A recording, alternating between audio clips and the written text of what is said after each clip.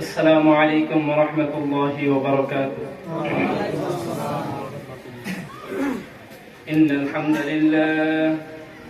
إن الحمد لله نحمده ونستعينه ونستغفره ونؤمن به ونتوكل عليه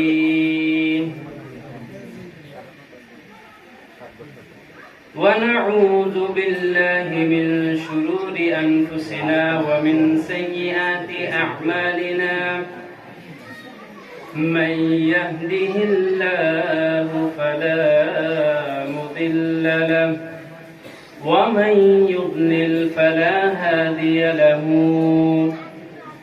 أفلن تجد له وليا مرشدا ونشهد أن لا إله إلا الله وحده لا شريك له والذي لا ضد له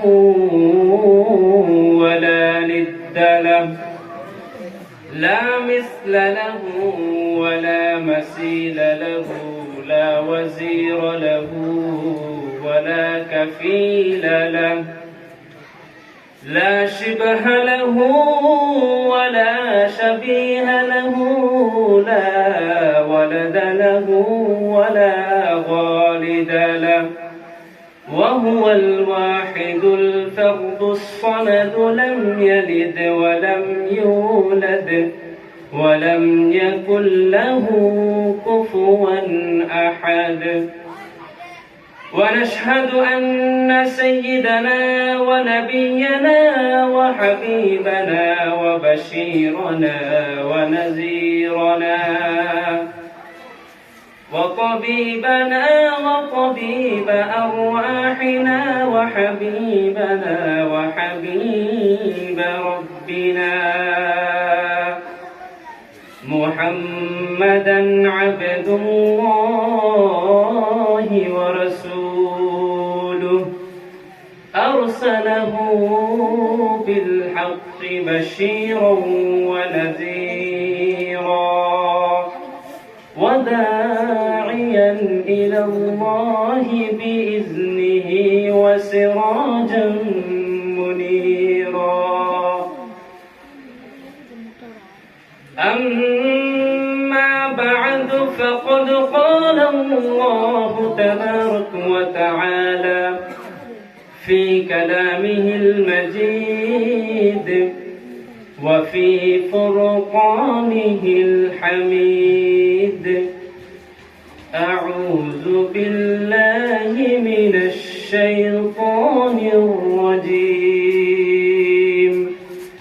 بسم الله الرحمن الرحيم بل تؤثرون الحياة الدنيا والآخرة خير وأبقى وقال تعالى الذي خلق الموت والحياة ليبلوكم أيكم أحسن عملا وقال النبي صلى الله عليه وسلم ويفسح له في قبره 70 ذراعا أو كما قال عليه الصلاة والسلام إن الله وملائكته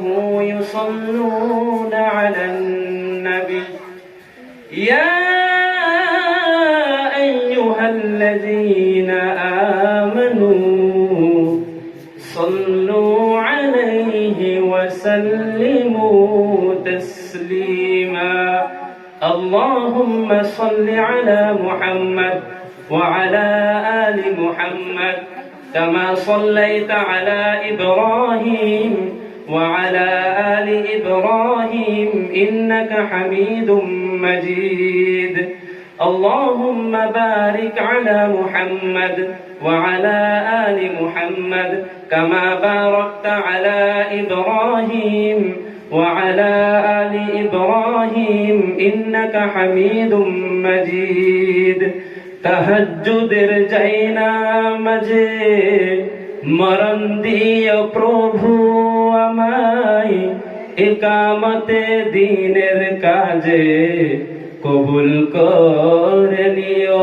আমায় সবাই পড়েন তাহাজ্জুদের যাইনা মাঝে মরণ দিও প্রভু আমায় ইকামতে দ্বীনের কাজে কবুল করে নিও আমায় আল্লাহুম্মা সাল্লি আলা মুহাম্মদ সবাই পড়েন আল্লাহুম্মা সাল্লি আলা মুহাম্মদ ওয়া আলা আলি মুহাম্মদ কামা সাল্লাইতা আলা ইব্রাহিম ওয়া আলা আলি ইব্রাহিম ইন্নাকা হামিদুম মাজিদ اللهم بارك على محمد وعلى آل محمد كما باركت على إبراهيم وعلى آل إبراهيم إنك حميد مجيد ওগো রাসূল প্রিয় রাসূল প্রাণের রাসূল ওগো রাসূল প্রিয় রাসূল প্রাণের রাসূল তোমারই জন্যে এই বিশ্বে মোরা আলো পেয়েছি কুল ওগো রাসূল প্রিয় রাসূল প্রাণের রাসূল ওগো রাসূল প্রিয় রাসূল প্রাণের রাসূল اللهم صل على محمد وعلى آل محمد كما صليت على إبراهيم وعلى آل إبراهيم إنك حميد مجيد اللهم بارك على محمد وعلى آل محمد كما باركت على إبراهيم وعلى آل إبراهيم إنك حميد مجيد সবাই পড়েন লা ইলাহা ইল্লাল্লাহ লা ইলাহা আল্লাহর নামের জিকির করবে যারা আল্লাহর কাছে প্রিয় তারা আল্লাহর কাছে প্রিয় যারা জান্নাতে প্রবেশ করবে তারা পড়ে লা ইলাহা ইল্লাল্লাহ লা ইলাহা ইল্লাল্লাহ লা ইলাহা ইল্লাল্লাহ মুহাম্মাদুর রাসূলুল্লাহ সাল্লাল্লাহু আলাইহি ওয়াসাল্লাম সাউন্ড একটু বেশি দিন আসসালামু আলাইকুম ওয়া রাহমাতুল্লাহি ওয়া বারাকাতুহু আজ এই মহৎ ইসলামিক জলসার অতি সম্মানিত সভাপতি সাহেব ও দূর দূরান্ত থেকে আগতম বিশেষ মেহমানে কিরাম এবং উলামায়ে কিরাম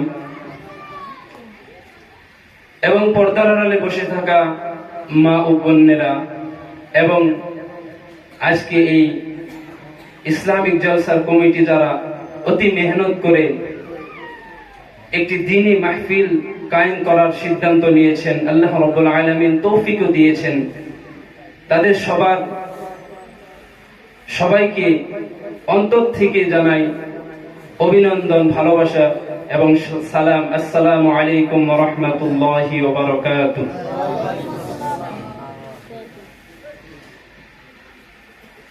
তো সর্বপ্রথম যে কোনো কাজ আমরা করব মহান আল্লাহ রাব্বুল আলামিনের প্রশংসা দিয়ে করব কেননা যে কাজের মধ্যে আল্লাহ রাব্বুল আলামিনের প্রশংসা না থাকে সেই কাজ অর্ধেক রয়ে যায় অর্থাৎ পরিপূর্ণ হয় না সেই কাজ রাসূল সাল্লাল্লাহু আলাইহি ওয়াসাল্লাম বলেছেন যখনই তোমরা কোনো ভালো কাজ শুরু করবে তো আল্লাহ তাআলার নাম নিয়ে শুরু করবে এজন্য আমরা আল্লাহ তাআলার কৃতজ্ঞতা সব সময় যাপন করব আমাদের হৃদয়ের ভিতরে রব্বুল আলামিনের কৃতজ্ঞতা সব সময় থাকা দরকার। কিন্তু আমরা মুখ দিয়ে আল্লাহ রব্বুল আলামিনের শুকরিয়া আদায় করতে চাই না, কেন জানি সেটা বুঝে আসে না। সমস্ত প্রাণীকুল, সমস্ত জীব, সমস্ত তরুলতা সবাই আল্লাহ রব্বুল আলামিনের জিকিরে সব সময় মশগুল থাকে, কিন্তু মানুষ তারা আল্লাহ রব্বুল আলামিনের শুকরিয়া কেন জানি আদায় করতে চায় না। অনেকে আছে যখন তাদেরকে আল্লাহ রাব্বুল আলামিন কোরআন কারীমের মধ্যে বলছেন, ফাআম্মাল ইনসানু ইযা মাবতালাহু রাব্বুহু ফাআকরামাহু ওয়া না'আমা ফায়াকুলু রাব্বি আকরামান। তাদেরকে যখন আল্লাহ রাব্বুল আলামিন ধন এবং তাদেরকে সম্মান দিয়ে পরীক্ষা করেন, তখন তারা বলে, হ্যাঁ এটা আল্লাহ রাব্বুল আলামিন আমাকে দিয়েছেন। তখন তারা শুকরিয়া আদায় করে। ওয়া আম্মাল ইনসানু ইযা মাবতালাহু ফাকাদারা আলাইহি রিজকা ফায়াকুলু রাব্বি আহানান। কিন্তু তাদেরকে যখন তাদের রিজিককে সংক্ষিপ্ত করে দেয়, কম করে দেয়, তাদের সম্মানকে অল্প কম করে দেয়, তখন তারা বলে আল্লাহ আমাকে অসম্মানিত করেছে, না শুকরিয়া করে। মানুষ এমন যেন কেন শুকরিয়া আদায় করতে চায় না? কেন শুকরিয়া আদায় করবে না? রব্বুল আলামিন তোমাদের জন্য সমস্ত জিনিসকে সৃষ্টি করেছে, তোমাদের ব্যবস্থাপনার জন্য সমস্ত পৃথিবীর যত বস্তু আছে সমস্ত বস্তুকে তোমাদের জন্য দিয়েছে, তাও মানুষ শুকরিয়া আদায় করতে চায় না। এটি আল্লাহ রাব্বুল আলামিন কোরআনুল কারীমের মধ্যে বলে দিয়েছেন। এজন্য সব সময় আমাদের হৃদয়ে আল্লাহ রাব্বুল আলামিনের কৃতজ্ঞতা হৃদয়ের ভিতরে থাকা দরকার। তো আমরা অন্তরের অন্তরস্থল থেকে পড়ি সবাই আলহামদুলিল্লাহ, আরো জোরে বলেন আলহামদুলিল্লাহ। তারপরে নবী মুহাম্মদুর রাসূলুল্লাহ সাল্লাল্লাহু আলাইহি ওয়াসাল্লামের প্রতি দুরূদ পড়ে আমি আমার মূল বক্তব্যের দিকে ধাবিত হব। তো একটি উর্দু শের দিয়ে আমি আজকে রাসূল সাল্লাল্লাহু আলাইহি ওয়াসাল্লামের উপর দুরূদ পড়ব।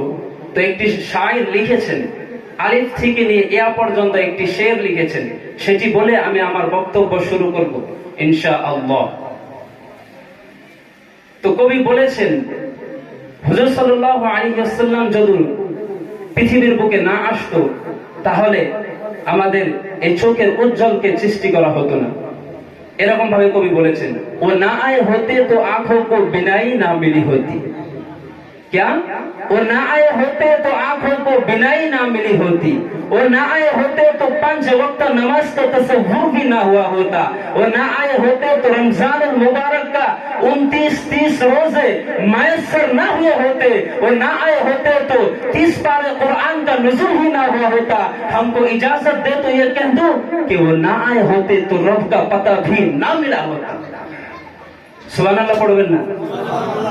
হুজুর সাল্লাল্লাহু আলাইহি ওয়াসাল্লাম যখন পৃথিবীর বুকে আসলেন, পৃথিবীর বুকে আসার পূর্বে দুনিয়ার বুকে অন্ধকার ছেয়ে গিয়েছিল। অন্যায়, অবিচার, লড়াই ঝগড়া, কাউকে মারামারি, অন্যায় ভাবে মারামারি, কারোর জমি অন্যায় ভাবে কেড়ে নেওয়া, এরকম বিভিন্ন ব্যভিচার চলতো। কিন্তু হুজুর সাল্লাল্লাহু আলাইহি ওয়াসাল্লাম যখন পৃথিবীর বুকে আসলেন, যেন একটি উজ্জ্বল নক্ষত্র নেমে আসলো, পুরো পৃথিবীটা আলোকিত হয়ে গেল। হুজুর সাল্লাল্লাহু আলাইহি ওয়াসাল্লাম যখন আসলো, পুরো পৃথিবীটা একটি প্রদীপ নেমে আসলো, এরকম লাগলো সবার। তো কবি শায়ের বলছেন, ও না আয়ে হতে তো आंखों को बिनाई ना मिली होती। वो ना आए होते तो 5 वक्त नमाज का तसव्वुर भी ना हुआ होता। वो ना आए होते तो रमजान मुबारक का 29-30 रोजे मैसर ना हुए होते। वो ना आए होते तो 30 पारे कुरान का नुज़ुल ही ना हुआ होता। हमको इजाजत दे तो ये कह दूं कि वो ना आए होते तो रब का पता भी ना मिला होता।